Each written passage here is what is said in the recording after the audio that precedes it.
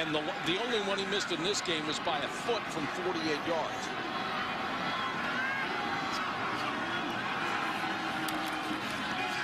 Play action fake.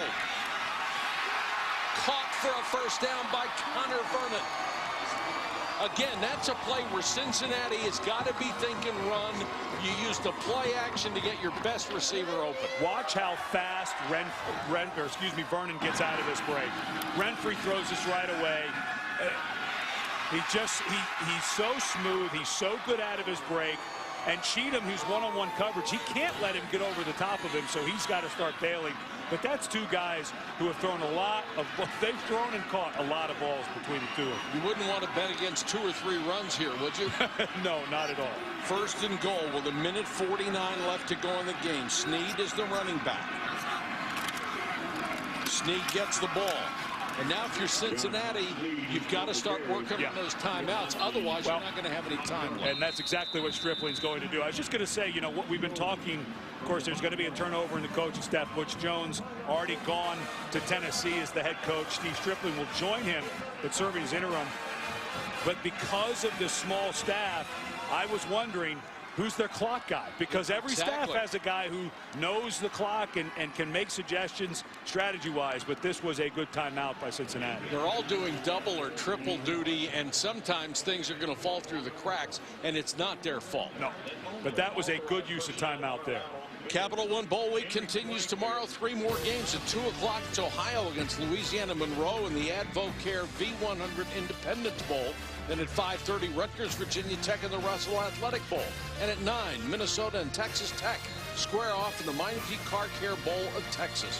Capital One Bowl Week tomorrow on ESPN, also live on Watch ESPN.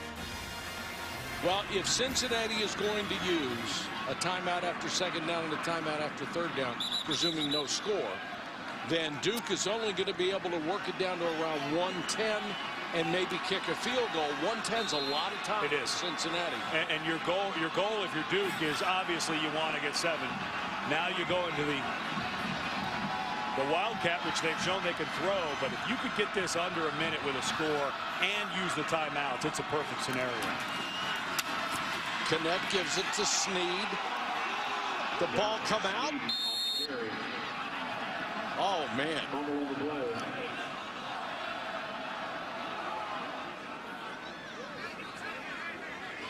I haven't seen a signal yet. Cincinnati saying they have it. No signal. And Cincinnati has the ball. Brandon Mills came in to make a hit on Snead. The ball came loose, and for the second time, Duke has turned it over inside the 10-yard line. It looked like John Williams, number 95, made the recovery. Well, that's not much of a hit by Mills, but I will say this. That's 2 freshman running backs who have fumbled inside the 10-yard line for Duke. And I don't want to take anything away from Cincinnati. They've hung in this game early on. It looked like they might get run out of this building. Now they've got a chance. They've managed the clock well. Their quarterbacks played well. But for Duke, talk about missed opportunities. You fumble the ball twice inside the 10-yard line. That's tough to swallow. We could be talking about 2 more touchdowns, and that would have them at 48. Now, what do you do when you're Cincinnati? Ray under pressure. Makes 2 guys miss, fighting for extra yards. Very close for a first down for Brandon Kay, excuse me. And Kay has just been a monster running the ball tonight. He's been great. Yeah. And here's the other beauty for Cincinnati. And of course, Snead just needs to keep his head up. You can't get lost here. You may end up, you never know, you may end up getting the ball back, and you got to go back in. You got to stay focused. His teammates trying to encourage him. But for Cincinnati, what a huge break that they didn't use another timeout before that fumble. Yes. So now they have 2 timeouts. And with the clock stopping out of bounds and the change moving, this is a lot of time. Kay, a very, very dangerous pass intended for Kenbrell Tompkins. He threw that ball from near the far hash to the near side. That's a long, long way in the air. Took a long time to get there, and the ball just floated on him. You could see the receiver, Tompkins, waiting, and have to make an adjustment. Now you've got 3rd and a yard. Well, I still think you throw it here because you're going to go for it in 4 downs because I don't think, well, I just worry about you run it and how much clock you're going to run because you're starting to run against the clock in this field position at 1:06. If they don't get it, I have to kick it out of here. Win. Well, you'd have to go for it because Duke can run out the clock even with 2 timeouts. Excuse me. The reason I don't think you, pardon me, you kick the ball, tie ball game. But my problem there is now you're giving the ball on the 50-yard line. Sure. You know.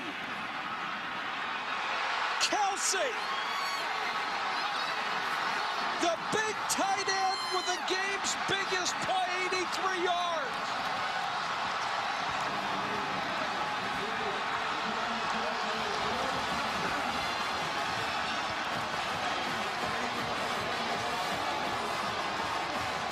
Well, they waited long enough to use their biggest weapon, didn't they? Now the problem is, did they score too soon? They never scored too soon. That's a fair point. Kelsey, 6'6", 260. Did you see the speed on that young man? Yeah, he is going to be playing a long time on the next level. And Kay with a perfect pass. 41 to 34. What a turnaround. Duke goes from getting the go-ahead touchdown, fumbling at the 5, and Cincinnati makes them pay. Boy, oh boy. Longest touchdown in Belk Bowl history.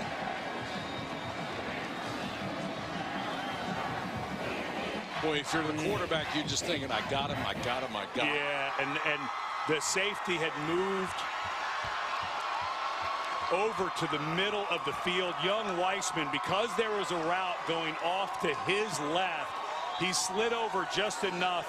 Walt Canty, the safety who had walked over to cover, let the Kelsey go like you're supposed to in that coverage, and Kay made a wonderful read, and unfortunately for Duke, the fumble, the second fumble inside the 10 may be the one that cost him, but I still wonder, 44 seconds. Yeah. You're right. You can never score too soon. Well, if you're a safety and you take the wrong angle, and he obviously did, it could be an 83-yard touchdown. And you think how crazy this is. And I know talking about whether Cincinnati would have gone for it on 4th and 1 inside their 15, but if you punt the ball at that point, Duke's going to have the ball at the 45, and you only need about 15 or 20 yards for a field goal. So I know it sounded crazy at the time, but I think in a bowl game you'd have to consider we punt this away, and we probably lose the game. Well, they probably would think of it, that's for sure. Little squib kick. And Duke will have it 1st and 10 at the 32. We check in with Reese. Guys, we'll let you know they've started Baylor and UCLA. It's on ESPN News, and if you happen to have ESPN 3D, it is also being shown on ESPN 3D right now as Glasgow Martin IV just picked up a first down for the Bears. Scoreless, just over 6 minutes in. We'll get you to San Diego as soon as we're done in Charlotte. Thank you, Reese. You have a 3D TV? I got to come up with some spare change somewhere and get one of those. Big task in front of Duke right now. 4-man rush.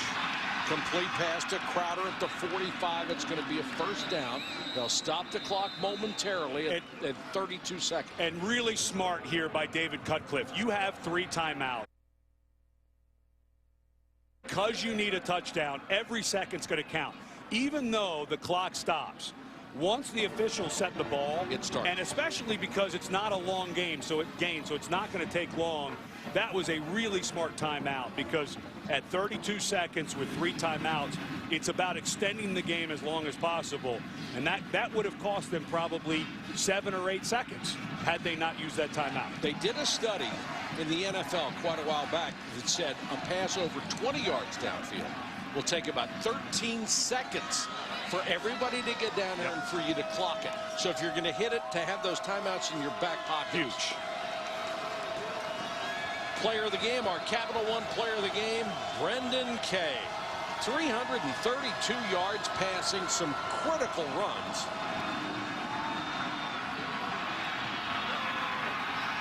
Almost caught, almost intercepted. The pass was behind Scott, off of his hands, and Fry nearly had it.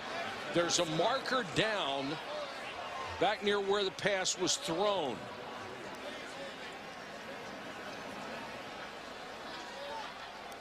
I think this is going to be a personal foul. Huge roughing penalty. the passer. 99 defense, blow to the head.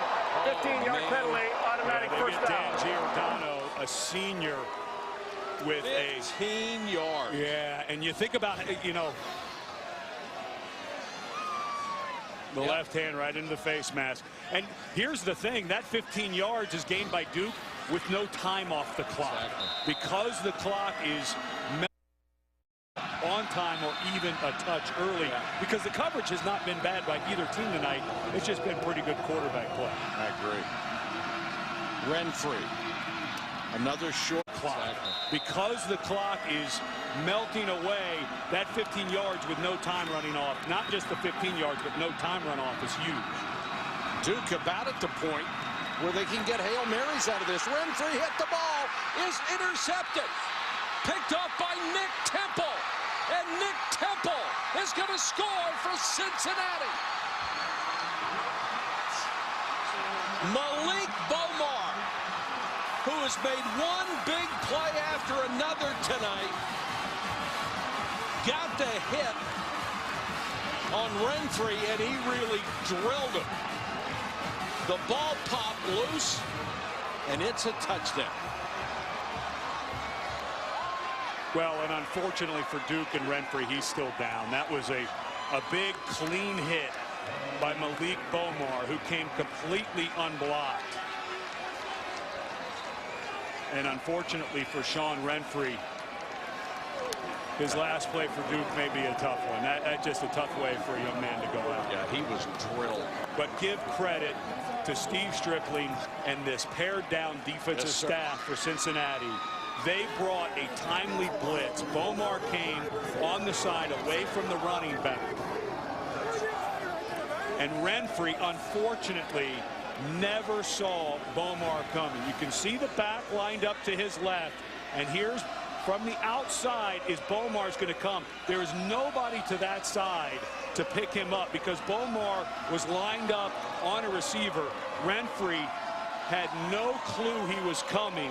The ball pops up in the air, and fortunately for Cincinnati, falls into Nick Temple's arms. But that was a wonderful call by the Cincinnati defensive staff. Yes, it was. Desperate times require desperate measures. And give Bomar credit. Because he was lined up in the slot, he never showed that he was blitzing. Because if you see that, Renfrey could have switched the protection, put the back to the other side to pick him up, but he was able to disguise it the entire time. Duke had given up 49.5 points a game in its last 4 games. Right now they have given times all